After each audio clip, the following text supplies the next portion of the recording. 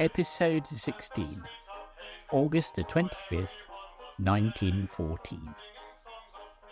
How we saved Haig Corps at Landrecies, by Captain R. Wolrige Gordon, MC.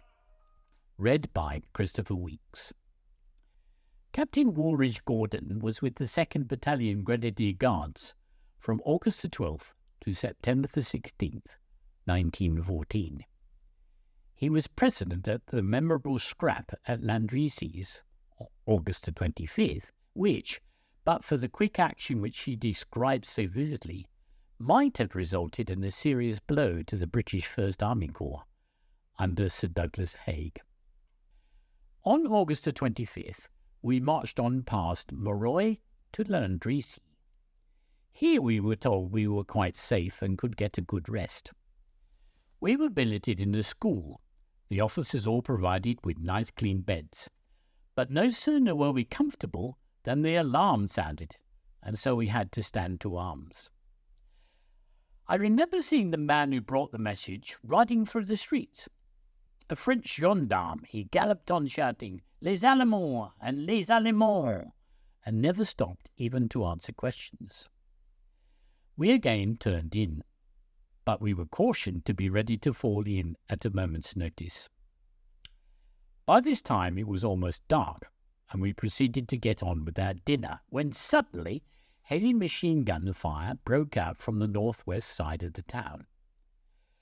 The alarm, the only time I ever heard the bugle during the war, was sounded, and we had to fall in, alas, without our dinner. The 3rd Coldstream went forward at once, and were forced to occupy the outposts of the town where the shots appeared to be coming from. Number 2 and 3 companies went across the canal and railway bridges to support, if required, and formed 2 sides of a square. Number 1 occupied the canal bridge and banks, while Number 4 company went to guard the roads to the east, the one by which we had come in, and the one leading south to Ch3 and Guise. The story of Landrecies is roughly this. When the Coldstream arrived at the outskirts of the town, one of their companies under Monk went forward with their machine gun to establish outposts. They heard in the distance men coming along singing La Marseillaise. Monk and his sergeant major and runner went forward to meet them. They appeared to be French. Directly they saw Monk, they advanced, and 2 or 3 of them gathered around shouting, "Vivons les Anglais!" Something or other warned the sergeant major, who went back in front to the company. The supposed Frenchmen followed. Directly they reached the machine gun, they knocked Bingham, the officer in charge, into the ditch and seized the machine gun. The company bayoneted them. They turned out to be Germans dressed up as Frenchmen, who intended to creep unawares into the town.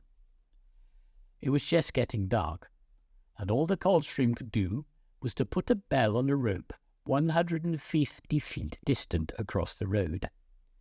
It was not long before the Germans attacked in force, coming down the road in 4s. The Coldstream waited until the bell tinkled, and then fired 5 rounds rapid fire. The German losses must have been colossal. The Germans did this 3 times. Then they brought up 2 field guns and started shelling right down the road. These shells were taking the Coldstream's head off and bursting in the town 2,000 yards away. The situation was most serious. The Coldstream were in 3 ranks, lying, kneeling, and standing in this road, and were having heavy casualties. I can see General Fielding to this day, with his sword drawn, drawing a line with his sword, saying, "Remember, not one man of the Coldstream goes back over this line." Luckily, 2 of our guns happened to get direct hits on the guns of the Germans, and the Germans retired. Meanwhile, everything was confusion behind us. Houses had all been put into a state of defence, and barricades in the streets. most of the officers' kit forming a considerable part of some of the barricades. We were considering what was to be done when the Germans suddenly cleared off.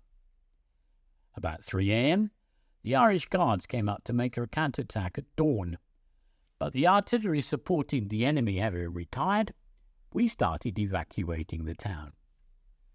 First the 3rd Coldstream went, then the Irish Guards, and finally the Grenadiers. The 2nd Coldstream was sent on some time before to take up a position to cover the retirement of the rest of the brigade.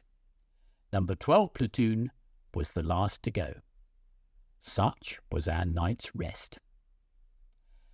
The 3rd Battalion Coldstream lost 2 officers killed and 3 officers wounded, also 90 men killed and wounded. We lost 2nd Lieutenant Verica and 10 men wounded. The German casualties were about 800, almost entirely from rifle and machine gun fire. The brigade retired down the Guise Road. We lost our food cart. The march was very slow, as the men were dead tired. Why the Germans let us away so easily is hard to say. They did not shell Landrecies heavily till long after we had left it. They might have annihilated the brigade as it withdrew.